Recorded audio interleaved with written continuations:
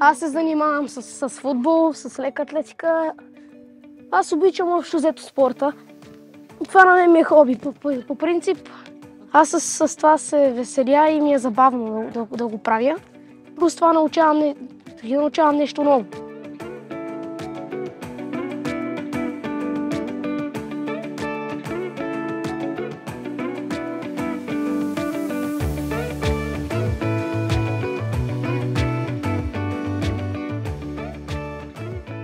Целта за изграждането на спортните съоръжения е да предостави възможност на децата да практикуват спорт във всеки един момент, в който те искат, тъй като тези деца нямат чак толкова много възможности за практикуване на спорта.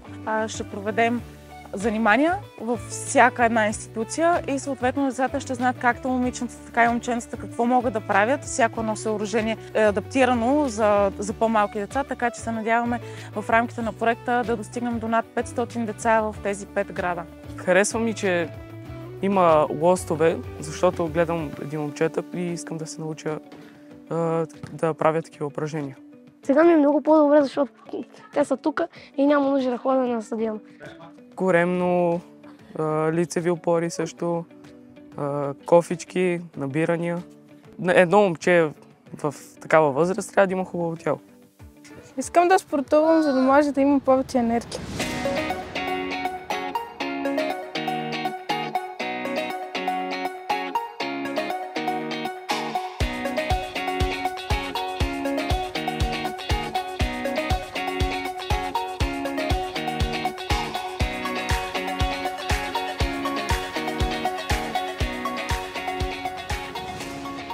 В момента в дома се случва нещо, което много дълго време децата го очакваха. В началото беше като просто един сън, нещо, което не очаквахме, че ще стане реалност. Поставя се съоръжение, което децата копнеят да има в двора, за да изразходват своята енергия, да покажат възможностите си и да добиват нови знания и умения. Искат да има нещо подобно, което да могат да използват в ежедневието си. За нас е приоритетно инвестирането в спортни съоръжения и изграждането на подобни спортни активности за децата от всички социални групи. Именно на тези места децата се учат да спортуват и влагат цялата си енергия и усъвършенстване на физическите си дейности на съоръженията.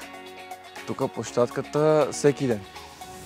Ще си направя график, ще си направя рутина и всяко упражнение с действие, нали. Първо ще кажа на треньора какви упражнения да ми препоръча и да ми направи график. Мога да правя силови, на лостове да вися, да се напирам, мога да правя коремни преси, кофички, мога да правя лицеви. Благодаря на Champions Factory за това, че те успяха една наша мечта да стане реалност. Подкрепят ни, за което много благодаря, че точно ние бяхме от малкото избрани за този тип проекти.